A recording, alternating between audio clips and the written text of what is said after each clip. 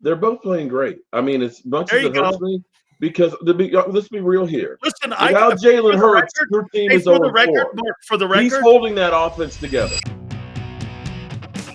Mark Holmes, and of course the legend, Philly.500 joins us right now, and here they are. How you doing, boys? Good. I don't listen to Bugs Bunny. I don't listen to country music, so I know nothing about it. I know nothing about country music. How about you, Mark? Are you a fan of Bugs Bunny? Or it's Bad Bunny? But excuse me, are you a fan? Bad Bunny. If you're not welcomed, not listened to, go quietly, withdraw, and don't make a scene. See you later, Mark. Mark. Bye. Mark. Bye. Hey, Father Mark, please. I need your guidance, Father Mark. What does the Bible verse mean on what AJ do you think was meaning after being 4-0? What would you take away from a guy who is on track right now for 600 receiving yards? What do you make of that? Me? Yeah. Or it's funny because listening to you guys, you would think that you were the Dallas Cowboys with only one win.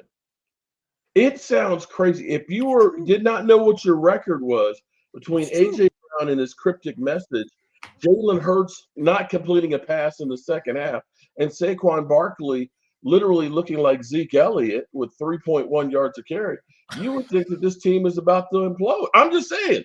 I thought that's the way I should feel right now. I'm actually feeling pretty good because it seems like you guys have more drama than we do. Man, Philly, there is drama in Philly, isn't there? Yeah, but I mean, look, I'll be honest with you. It's some of the most bizarre stuff I've ever seen. Isn't it? This team's 4-0. They beat the Chiefs, the Rams, and the Bucks. Right. The craziest thing about it, though, is I've never seen anything like it. It seems like if there's one thing, it's like the whole thing will explode. But it's here, crazy. Guys, it's like a powder keg. You're both perfect for this because you went through this and still going through this, Mark, with ego. Is this here? Is this about getting credit? Follow me here on this. Now here, the Dallas Cowboy dynasty was ripped apart because of ego. T.O. and McNabb were ripped apart because of ego. You had Doug Peterson and Howie Roseman, ego. You had Shaq and Kobe, ego. Belichick and Brady. Is this where we are with the victors of success here, Philly? A.J. Brown, again, you're right. It's 4-0. It's bizarre. It's bizarre. And it's not so much the AJ part. It's the way they've played and still won is what's bizarre. My take on the AJ Brown thing is a lot different than what we're seeing national media wise. I swear to you, I've seen divas before in the NFL. I don't think he's a diva. I honestly think that he did this with the blessings of some of the offensive players on that team as well, because they are trying to get the attention of the coaches. After the Rams game, he went out and he said, and Jalen Hurts said this, and a couple guys said, we got killers on this team. We've got to be aggressive. That's what we need to do. They did it for a half, and then they reverted back. I really think that he's smart, and he knew that if he put it in the media, the coach specifically would have to finally address it. I think this was a plan. I think many guys on that team feel it. And I have no proof. This is just a gut feeling. Okay. Well, then going with your take then on that, shouldn't the quarterback be the voice of that instead of A.J. Brown being the voice of the offense? I mean, is A.J. speaking for the offensive players, and is Hurts speaking for management then? Because if that's the case, you got to divide in the locker room there. I think he's speaking for Hurts as well. I just don't think for the way Hurts is, personality-wise, he handles things how he handles things. That's just the way he is. And I think A.J. Brown is actually speaking up for these guys. Now, look, do I like him going on X and putting out something about, back off quietly when that's not what you did? No. But he knows that they have to address it now. They have to address it. So I want to see how they respond to this. But I really don't think it's just about, I did not get enough catches. I'm not getting enough targets. I think it's about more that the week before we talked about this, all week you talked about being aggressive. And then as soon as we get a lead, you go right back into it. So I think I feel my gut feeling is a little different. This isn't like T.O. trashing Donovan McNabb, right? Saying, whatever he said to Michael Irvin in interviews. Like, this to me is more like trying to get somebody's attention in that front office that they don't feel is listening. That's just my take. Mark, I'm going to go to you now, and I'm going to go to your Sunday night game. By the way, 27 million people watched that game. Pretty impressive. 27 million folks did. And I got to say this to you. After the first 12 quarters, you're better without Parsons. At the moment, it looks like Jerry Jones won that. When you think that a lot of football to we be still played. have 2 first-round picks and we still have $31 million in cash. You could look at this and say, actually, that game was huge because now with Green Bay having lost to Cleveland, now they have a tie. They may not end up being as good as we think they are, and maybe that draft pick's a little bit higher than we thought. And this actually goes back to something we kind of pointed out before. You can look at Myles Garrett. You can look at T.J. Watt. You can look at my man Micah Parsons. I'm forgetting his name Trey now. Hendrickson. Trey Hendrickson, too. Trey Hendrickson, Max Crosby. None of them have a playoff Lawrence win. Taylor. No, okay, not Lawrence Taylor, but that was a different time and different era. There. Yeah. But you can look at this and say those are all the top paid guys, and none of them are winning Super Bowls. So when you think of the key is going to be is that they actually have to do something to bring in some other players. The fact that you had him on the other side on the number one scoring defense going in there, and you gave up as many points as the Cowboys defense, it was irrelevant. The craziest thing is, and now I've kind of had a revelation, is listening to Pro Football Focus, they said he was the highest graded player on the field. Well, your grades didn't mean shit because there were 4 pressures when Dak Prescott got out of the pocket there and hit Kayvon Turpin. Each one of those guys got a good grade, yet it was the game-tying score.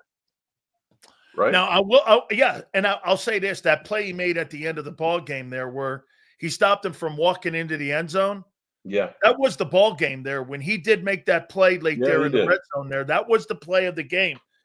And before I go to Philly here, bro, your boy's playing great. Prescott's playing great football. He is fucking playing. I'll tell you this. You know what? You could be as negative as you want about him right now through 12 quarters. I don't know what that's going to look like down the line. You'd fight. You'd be hard pressed. You'd be hard pressed to find a quarterback. I'll tell you what. Could you imagine? Nowhere in that dude's league right now. I take Hurts any day over. Hold on. Could you imagine if we didn't have to complete a pass and still win a game? That's insane. And have minus yardage. Okay. My quarterback throws for 3 touchdowns, runs for 1, 319 yards, 129, rating, and we lose. Well, that's why you have to. That's why. No, I think Dak had a great game versus Green Bay. I thought it was his first really good game of the season. Well, how about this, Philly? Wouldn't you say that was Dak's best game in probably 2 years? Yeah, maybe. That's fair. But but I do look at the month. Oh, September. Oh, Xander called it. Wow, Xander, you the man. It's September football. Of course, because it just makes sense.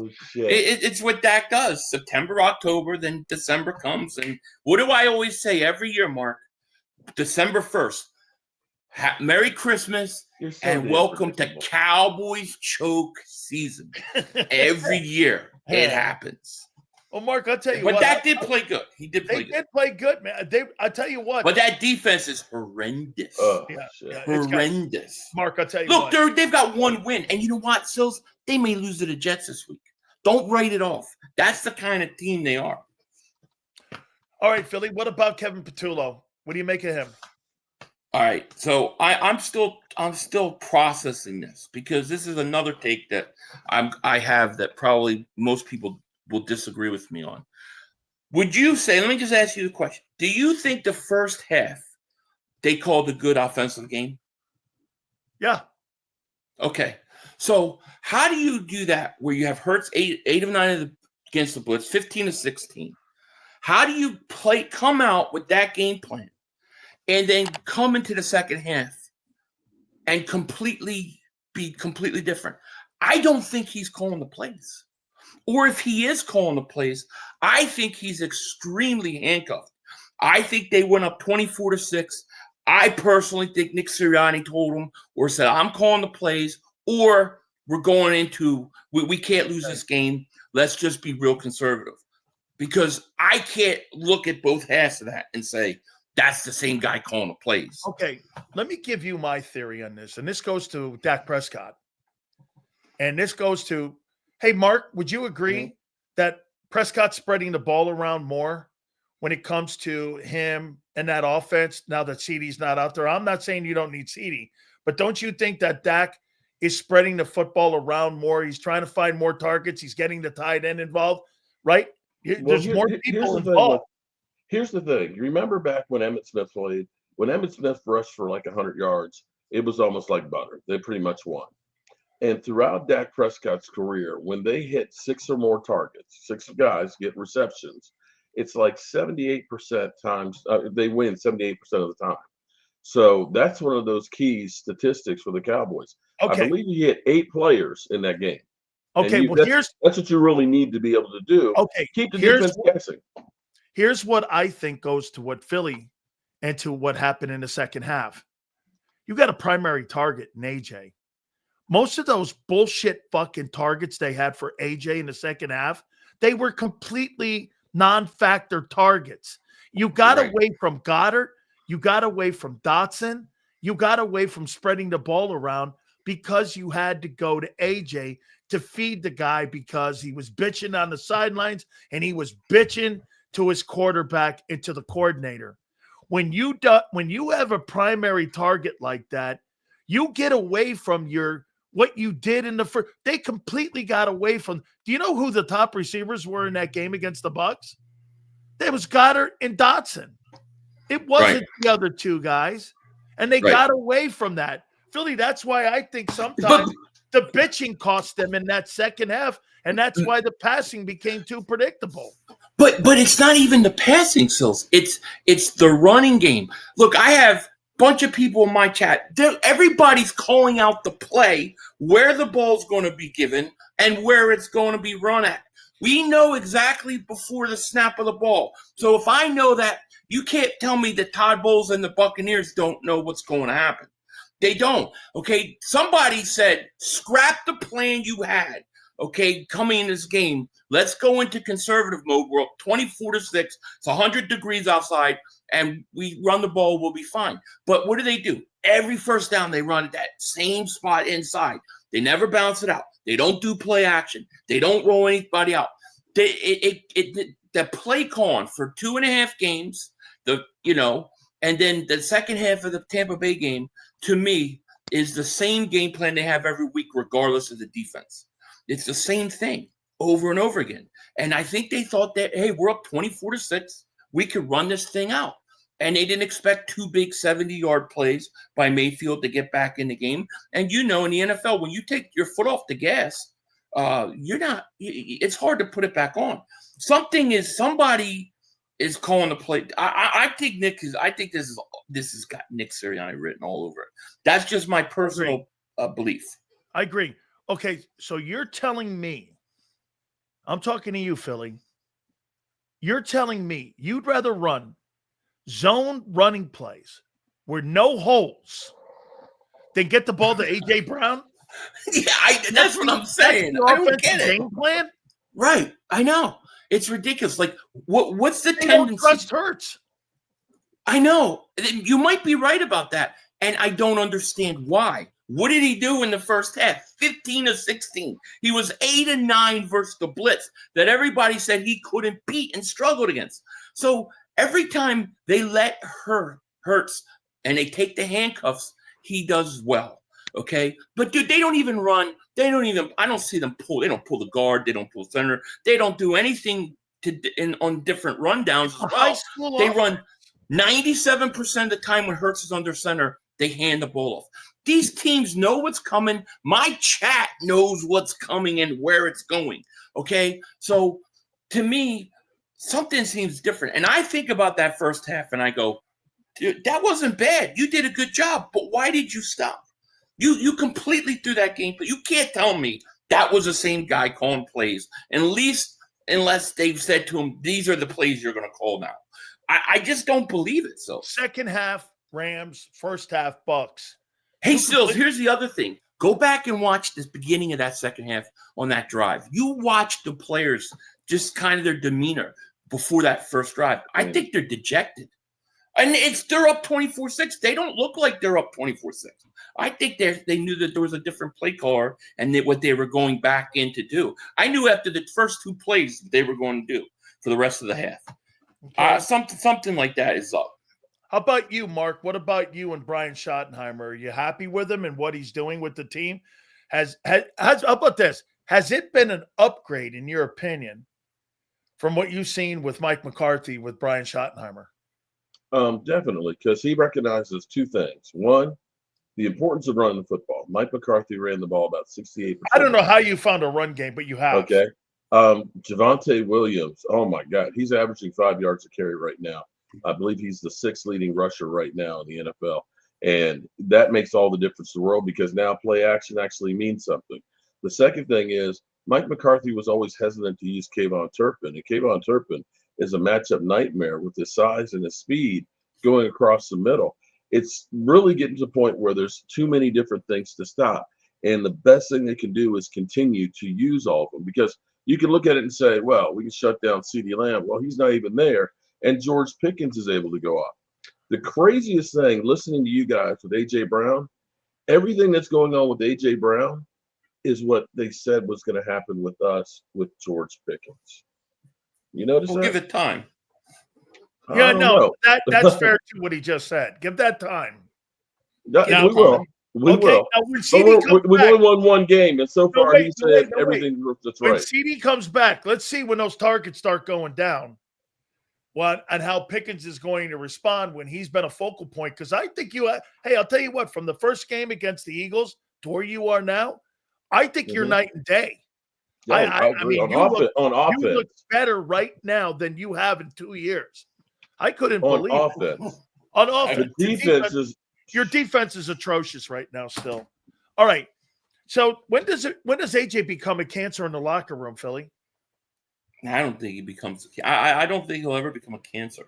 I think he'll just get quiet. I think he'll withdraw, but I don't think he'll become a cancer. And I really believe that they're smart enough to figure this out. You know, to me, all the issues offensively are fixed. They're fucking 4-0. Figure what out? Figure out how to be more consistent. Listen, they're 4-0 now, and it's great. I say at the beginning of the season, pile up the wins. But you and I know you can't go into December and January with this offense playing so inconsistent. So they had no passing yards in the second half and still won. Incredible. And still won. Okay, I mean, look, this is a really good team. I think it's really good. I think the defense is getting better. I just think they've got to fix the offense, and I think it's fixable. The problem is, there's a few things. I don't think it's always one thing, right? I think your Dickerson's hurt. I don't think he looks right. I don't think Cam Jorgens has been either he's hurt or he ain't right. So the offensive line has struggled some. That hurts, right? But I also think a lot of it has to do with the handcuffs they put on Jalen Hurts in the passing game. And they've got to open it up. And if they do that, I think they'll be fine. So let me go with both you guys here. So the official trends are out now. Cowboys have the number one total offense in pro football. Here's the Eagles. And again, it's 16 quarters here, okay? You're 30th. The Eagles are 30th in total offense. Passing offense, the Cowboys are number one in pro football. The Eagles are 31st. Rushing.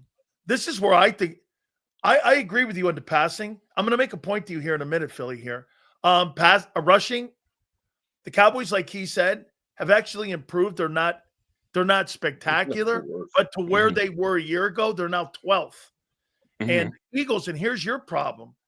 You're 16th where you were 2-1 last year. So where I'm going with this is that's the problem there. Okay. Well, that's the problem, because when last year when Barkley's running these big 50-yard runs, it hides and masks a lot of the deficiencies and stuff they were doing. That's right. In the passing game. Now it's more apparent. But you have to adjust. Teams obviously adjust to you. You have to adjust. I don't see them run Barkley outside at all. I don't see them pitch out to Barkley. It's always the same spot, Sills. I'm going to go and give you Mark Holmes a year ago, and I'm going to say this to you, and you tell me if you agree or disagree. I think Kellen Moore did more to the underdevelopment of Jalen Hurts as a passing quarterback a year ago, and it's carried over, and that's why they didn't hire somebody from outside, and they elevated Kevin Patullo, and you're worse than a year ago. And the run game has exposed the passing game that this guy here, again, he's winning. You're not 4-0 without him. There's no way. I agree with you. You are not 4-0 without Jalen Hurts. No. But Kellen Moore didn't do shit a year ago, dude, to create the passing game and help the quarterback evolve, because it's gotten worse this year because your running game is not effective like it was a year ago. I don't agree. If you can't get the ball to A.J. Brown, there's a fucking problem. I don't think that Kellen Moore did that. I think that Nick Sirianni did that. Oh, you think Nick did that? Okay. Yeah, I think the Eagles have gotten ultra conservative to like an extreme that you don't need to be in. And teams obviously are going to adjust to what you do. And then it's your responsibility to adjust to what they do. And what defenses are really telling you right now, you're going to have to throw the ball to open up the run. You're going to have to run some different ways. You're going to have to do some different things. Maybe, run a play action. I mean, how many times do they even throw on first down? So they've got to change it up. And Sirianni, he's like, don't turn over the ball, and we're going to win this game because we're going to win without making mistakes, which I get. I mean, of course, you don't want to turn over the ball. And they see Hurts not turning over the ball, and they're winning 20 of 21 games. So I get that point, but I don't think it's sustainable. At some point, you have to take the handcuffs off Hurts. And when you do that, you'll take it off the offense. If they would have came out in the second half and they would have been as aggressive in that first drive as they were in the whole first half of that game, they go down and score. Then you want to get a little more conservative. The game would have been over. But, their conservatism will at some point come back and haunt them. I agree with you. And let me go over to you now, Mark, here on your defense. A couple more guys. So, listen, your offense and what Schottenheimer has done has been remarkable. By the way, also, when it comes to the Eagle defense, there's no doubt that Vic Fangio's worth every cent that he has here. But here are the Cowboys again. So the Cowboys are last in defense, in total defense. Bro, you're last in total defense. You're down at the bottom at last in pass defense. I mean, in rush defense, the deal that you were supposed to get better, you improved a little bit from a year ago because I think you were 28th. Now you're 20th. I mean, is this sustainable for you to be a playoff team when you have the worst defense in pro football? No, it's not. And this is the quandary for me is I look at our team and say, we might win 9, 10, 11 games, but you're not because of the offense. Because of the offense. And in the end, you're kind of stuck in purgatory because you're not good enough that you can make a run, and you're not bad enough that you're going to get the impact players.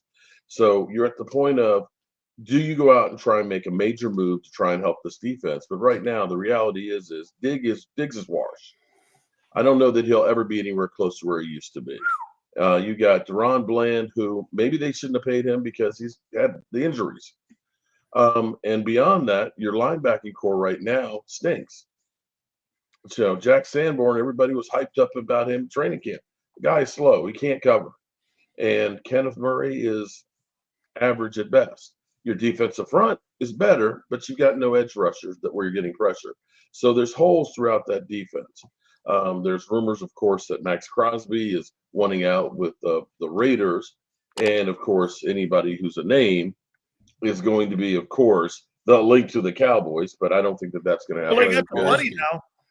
Max Crosby. They got the money. we got the money, we got the draft picks that we could trade for him. Yeah, you could. We got the Howie. Well, you got the Howie. So there you have it. Call him up but the because Max defense Crosby would be perfect. The reality is your defense, you don't really need a whole hell of a lot when you got an offense that's like that. So if you could get 2 stops a game at this point, it would be a hell of a lot better than what you got right now. But when you give up 450 yards to Russell Wilson, you ain't going nowhere. No. Here, Billy, couple more here for you. Is this A.J. Brown's last season in Philly? Mm-hmm. No. 2 more years. Or still yet to be written? Yeah, I think it's still yet to be written. I think a lot of it has to do like how this would escalate. If I think I know what I think, I don't see him out this year. But I think 2 more years. 2 more years. How about this? You go to 5-0 and he has 1 catch for 9 yards. How do you think that's going to go Monday?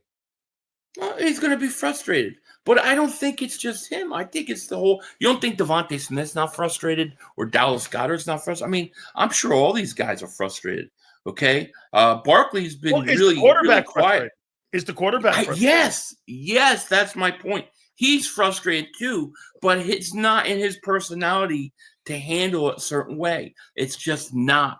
And I think AJ is speaking up for the team. Listen, I do think Nick Sirianni, I do think they will adjust. I do. I really, truly believe that they will get this thing fixed. The next 4 weeks, I think, is very important because you got Denver, Giants twice, and Minnesota. This is the point where you've got to change it up. If you go into December and the same problem, then you're gonna have a big problem. Mark, you think Dak's playing better ball right now than Jalen Hurts? They're both playing great. I mean, as much as it hurts me, because let's be real here. Listen, without Jalen Hurts, your team is over 4.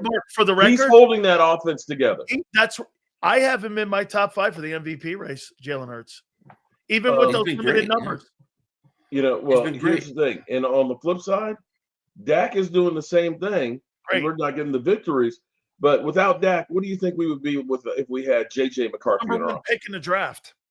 Thank you. That's what I'm saying. So you can't, Philly.500 can say September all you want. Dak is playing incredible with his arms. I didn't look that great against Chicago. He didn't look that great against Chicago. I've never seen a guy. I swear this is true. Go back and look. I've never seen a guy that has thrown so many perfect interceptions, easy interceptions, have him dropped. Never seen it. I've never seen it. Your guy doesn't pass. He doesn't have that problem, does he? My guy went 15 of 16 against the Buccaneers. My guy can pass. My guy's, what you talk about. Maybe they don't trust Hurts throwing stills. Well, I mean, don't you think at this point it's crazy? He's proven himself that he can. I mean, against teams like but the only the people second half of the Rams. Okay, that's fair, but the 2 Super Bowls. Hold on for a second. I mean, if that's all true, then why doesn't his own coaching staff believe him? Seriously. Every time I have a problem with that. If it's 3rd down and 10, I have a problem they're running the ball and basically giving it up. Right. If they get 3rd and 12, they do it. If he's everything that Philly's saying, why doesn't his own coaches buy it? I don't think it's that they don't buy it. I think that they've bought into this like really ultra brand of conservative football. Well, we'll run Barkley. He'll make the big runs. We'll get a lead. We won't turn over the ball, and we'll win because the other team makes more mistakes. And they're taking it to such an extreme that it's now affecting certain things, especially on the offense with this team. I think they just fell into this trap of ultra conservatism instead of taking a handcuff. Maybe there'll be a better team when Barkley's not on it. Well, I think if you use Barkley differently, stop running him in the same spot all the time. Because I look at Barkley, I go, man, he's just as explosive as last year. Yeah, he don't look. But there's no. Hey, Mark, here's something for me about your guy versus Hurts, and here's the difference. And it's even with Mayfield in that game against the Buccaneers. Mayfield's down there on the goal line with a chance to go up. They made it a 1-score game. They had a chance to go up, right? What does he do? He throws the fucking ball in the end zone where Godwin just comes off IR. He doesn't have the explosion to make the play. The guy gets the pick on him. Hurts throws that out of bounds. Dak throws that in the end zone too. It's the difference between the two guys. Brady doesn't make that throw. Hurts is not going to make that throw. Now, look, Dak's going to have to because there's really nothing else. Choice. I got it. But that's the difference in the quarterbacks. Hurts is more concerned about turning the ball over to making explosion plays. I can't think the last time he's made an explosion play, Hurts. Well, but see, my point is that there's nothing wrong with that, right? Throw the ball away if there's no play there. But you've also got to have a feel for the game. Like, I could tell you that the first 2 plays of the second half, I knew that the second half was going to be a problem. Just from those 2 plays, you could feel it. And like, they've got to loosen the reins with him. If he throws an interception, every once in a while, you got to live with that because you're stifling your offense. There's too many good players on it. They should be putting up tons of yards. And if they start, and they got to go against tendencies, okay? 90% of the time you run it on first down, the team knows you're doing that.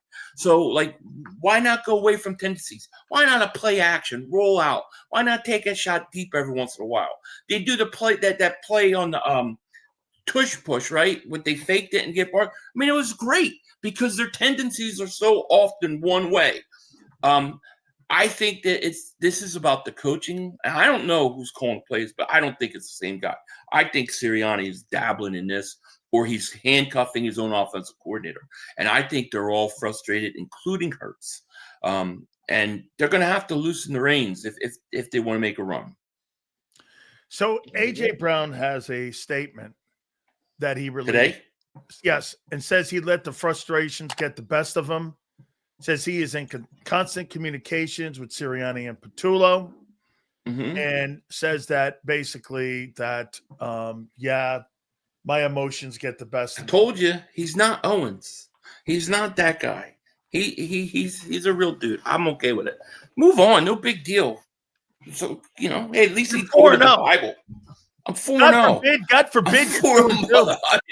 Hey, listen, there's some good things. Look, I'll tell you, to me, the biggest issue on this team, right? The offense, to me, they can fix that in-house. But you got to go out and get an edge rusher because their edge rusher are dead. They need a pass rush. So they get great push up the middle, but those edge rushers, I really think they're thin. And then with Nolan Smith out now, I think that's really where they need to upgrade. Okay, so I'll get here. This is my home. I did it to myself. I love it here. You see frustration. We want to be great. It's not a bad thing to get the ball. I'm that guy. Give the ball to me when the game's on the line. I like that pressure when the game is on the line. Look at me.